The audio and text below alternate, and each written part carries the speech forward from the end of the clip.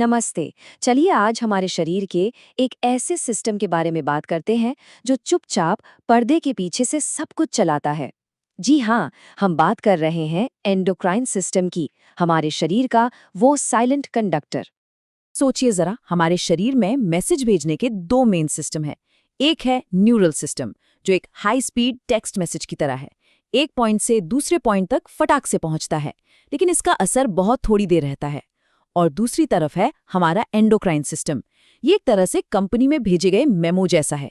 ये हर तरफ ब्रॉडकास्ट होता है, पहुंचने में थोड़ा धीमा है, पर इसका असर लगातार और लंबे समय तक बना रहता है। और इस मेमो को भेजने का जरिया क्या है? वो है हॉर्मोन्स। अब ये हॉर्मोन्स हैं क्या? असल में ये ऐसे केमिकल्स हैं जो पोषक तत्व तो नहीं है, लेकिन कोशिकाओं के बीच एक मैसेंजर का काम करते हैं। और सबसे दिलचस्प बात यह है कि ये बनते तो बहुत ही कम मात्रा में है, लेकिन हमारे शरीर को चलाने के लिए ये बेहद जरूरी और शक्तिशाली होते हैं। तो चलिए सीधे चलते हैं इस सिस्टम के कमांड सेंटर में, देखते हैं कि सारे ऑर्डर्स आते कहाँ से हैं।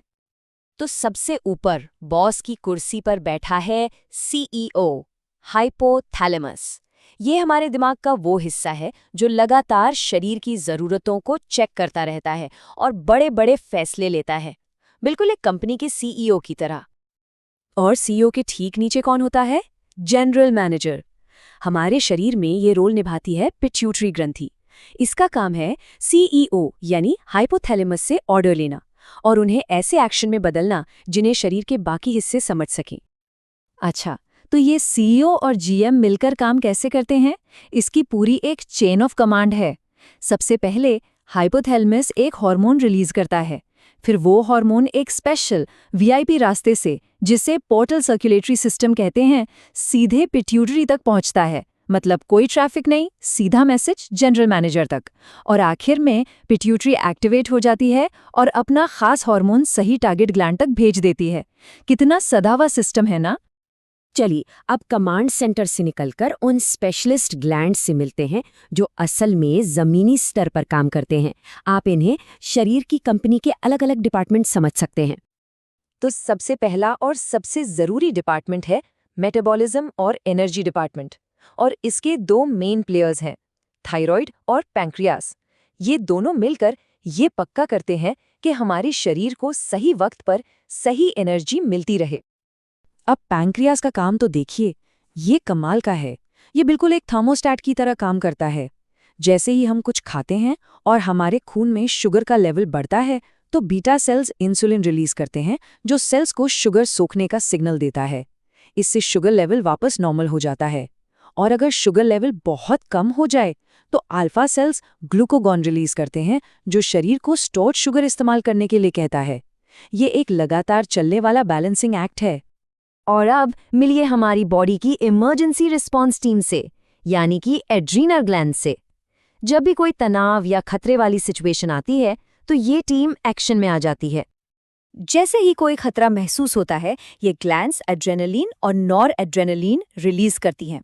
और फिर क्या होता है? हमारी अलर्टनेस एकदम से बढ़ जाती है, आंखें चौड़ी हो जाती हैं, दिल की धड़कन और सांसें तेज हो जाती हैं, यहाँ तक कि शरीर में जमा ग्लाइकोजन भी टूटने लगता है, ताकि हमें तुरंत एनर्जी मिल सके। ये सब हमें लड़ो या भागो वाली स्थिति के लिए तैयार करता है। लेकिन एक मिनट, एक सवाल तो मन में आता ही है। ये हार्मोन्स जो पूरे खून में तैर रहे हैं, उन्हें कैसे पता चलता है कि उन्हें जाना कहाँ है? चलिए देखते हैं कि ये मैसेज सही पते पर पहुंचता कैसे है। ये सवाल बहुत जरूरी है ना? मतलब खून तो पूरे शरीर में बह रहा है, तो एक हार्मोन को अपना सही टारगेट कैसे मिलता है? इसका जवाब ना बहुत ही सिंपल और शानदार है। हर टारगेट सेल पर एक खास प्रोटीन का ताला लगा होता है, जिसे हम कहते हैं रिसेप्टर। और हर हार्मोन एक खास चाबी की तरह होता है, जो सिर्फ और सिर्फ अपने ही ताले में फिट हो सकता है। और मजे की बात यह है कि ये चाबियां भी दो तरह से काम करती हैं। कुछ हार्मोन्स जो प्रोटीन से बने होते हैं, वो सेल की सतह पर ही अपने ताले से जुड़ जाते हैं। ये बिल्कुल दरवाजे पर घंटी बजाने जैसा है, जिससे सेल के अंदर सेकंड मैसेंजर्स एक्टिवेट हो जाते हैं और मैसेज को अंदर ले जाते हैं। वहीं दूसरी तरह के हार्मोन्स जैसे स्टेरॉइड्स, वो तो सीधे सेल के अंदर घुस जाते हैं और अंदर मौजूद रिसेप्टर से जुड़कर सेल के डीएनए को सीधे सीधे ऑर्डर देते हैं। तो कुल मिलाकर हम क्या समझ सकते हैं?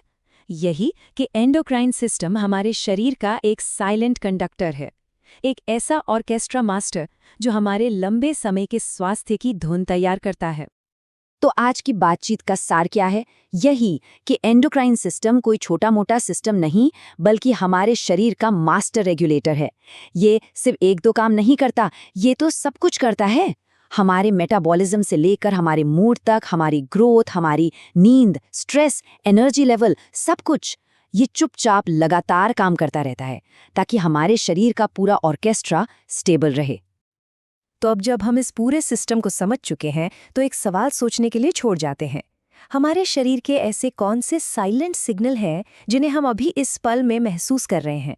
जरा सोचिएगा इसके बारे में।